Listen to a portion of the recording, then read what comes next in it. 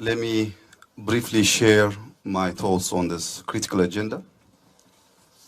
The developing world, particularly African countries, are facing a cocktail interconnected crises.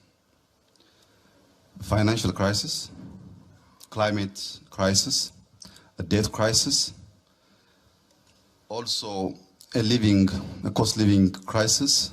Welcome. Kindly subscribe to this channel and let's share many of the events that are taking place in our continent, Africa. In most places, instability. You might ask, what makes it special in Africa? What makes it unique in Africa is the magnitude of the crisis, as well as the interconnectivity of the crisis. As an instance, inflation, almost in all commodities, has risen sharply in many countries. Today, daily meal for many Africans are biggest issue. Private and public debt has reached new heights. Today, in most low-income countries, the headaches of government is not to think about development, but to think about how we can manage debt. All our effort is to manage debt instead of focusing on development. As if dealing with all these crises were not difficult enough, we also faced devastating climate effect. These all challenges are looking for huge amount of resources. Despite an elevated financial need, African countries are facing an unprecedented funding squeeze, which has aggravated the existing vulnerabilities. In my opinion, if we fix this problem in a place where we can find it in bigger magnitude, if we succeed in Africa, it will help us all to bend the arc of development history, because challenges are the largest in Africa and the needs are the most urgent. In a place where challenges are large and needs are urgent, fixing that problem, it might help us to correct our course and to handle similar challenges in different parts of the world. Accordingly, our goal should be to safeguard macro stability, to support low-income countries, also to sustain future prosperity.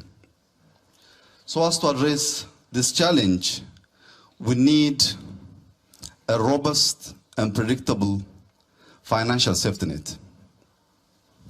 Without resource, there is no way that we can address this challenge. If we use as entry point financial resources, MDBs must be at the center of this game. They are the main player of this game. So if they are going to play great role on addressing this challenge, I think we should make reform on these financial institutions, at least in the following areas. Firstly, implement past plays. We have to walk the talk. There are lots of plays here and there, but delivery is not as the promises. So we should keep past plays in climate financing, SDR, also on injecting additional capitals for financial agencies so as to provide enough amount of resources for low-income countries. Secondly, boost concessional financing and grant. Without getting enough amount of concessional financing and grant, today's interconnected challenges is not addressed in a way that we're doing business today. It requires huge concessional financing, also grant. That is the only way that we minimize additional crises, also focus on our objectives of development. Thirdly, we have to finance green future. I don't know what others are doing.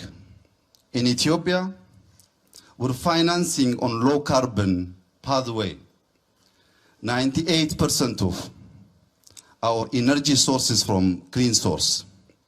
We're investing on hydro, we're investing on wind, we're investing on geothermal, we're investing on solar energies. Beside this investment on clean energy, we have also an initiative called Green Legacy. We have started this initiative before few years, 2019. The initiative will continue till 2026. Till last year, from 2019 till 2022, we have planted 25 billion seedlings. This year, we just started last week, we're going to plant in the next 3 months 7 billion seedlings. In total, this year we'll reach 32 billion.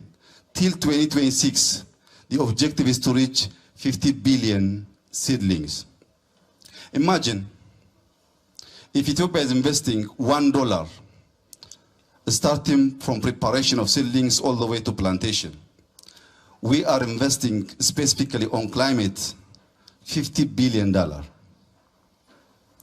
If we could collectively invest this amount of money, we can easily tackle the challenge that we're facing today. We are doing it because we're mobilizing over 25 million people every year. We do have more than 125 nurseries to prepare those seedlings. I think from World Bank, from all stakeholders, supporting these kinds of initiatives would help us to tackle the current challenge that we all are facing. But from our side, we're doing it, we'll continue to support neighboring countries to join us this Green Legacy initiative.